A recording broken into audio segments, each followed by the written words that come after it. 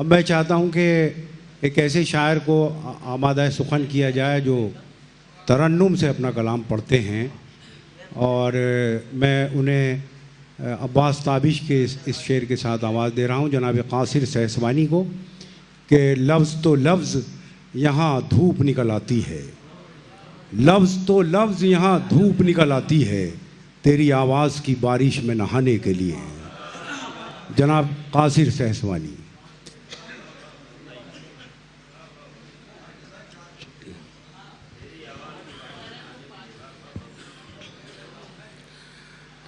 इतना भी जुल्म ना किया जाए तरन्नुम वालों पर।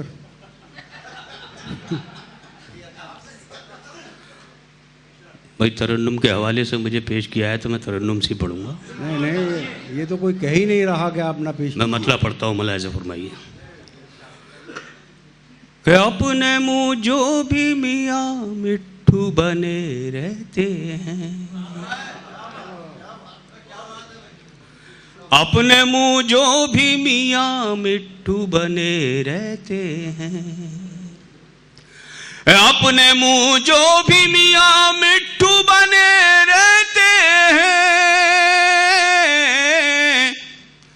अपने मुँह जो भी मियाँ मिट्ठू बने रहते हैं, अपने कद से वो हमेशा ही घटे रहते हैं, अपने कद से वो हमेशा ही घटे रहते हैं, और अपने कूलर की नए सी की भगा रोशेखी।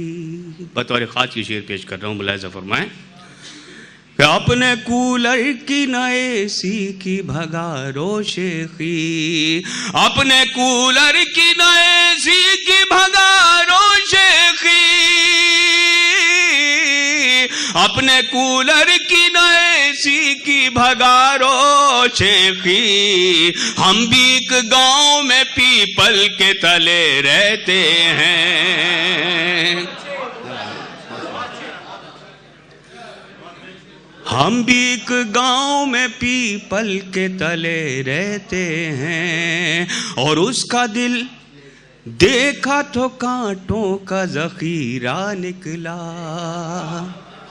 उसका दिल देखा तो कांटों का ज़ख़ीरा निकला,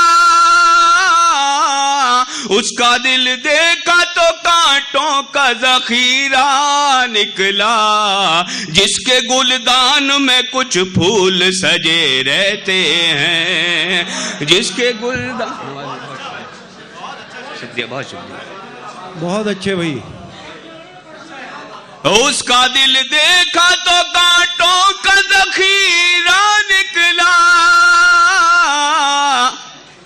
उसका दिल देखा तो कांटों का ज़ख़ीरा निकला, जिसके गुलदान में कुछ फूल सजे रहते हैं।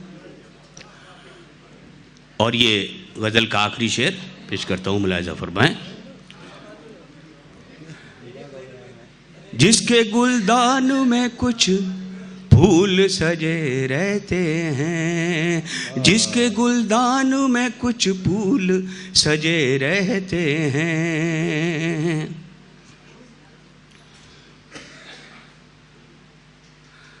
जिसके गुलदान में कुछ फूल। मुझे शेर याद नहीं आ रहा, मक्ते का शेर पढ़ता हूँ, मुलाहिज़ा फरमाएं कि हम तो कासिर हैं, हमारी तो हकीकत क्या है, हम तो कासिर हैं, हमारी तो हकीकत क्या है,